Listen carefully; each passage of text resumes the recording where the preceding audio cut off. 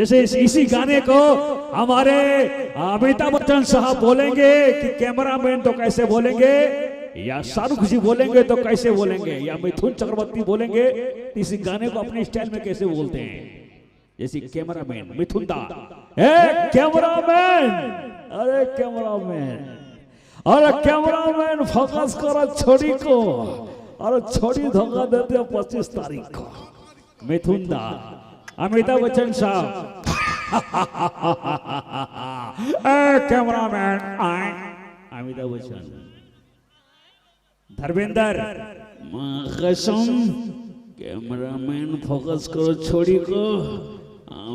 जय मेरे भाई, डांस भी होगा सर, एकदम डांस होगा सर, बीच बीच में डांस होगा सर, मैं आपसे वादा करता हूँ ना।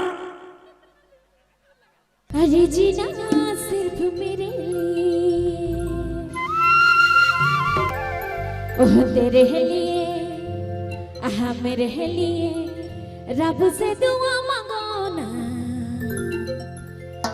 खुदा से दुआ मांगो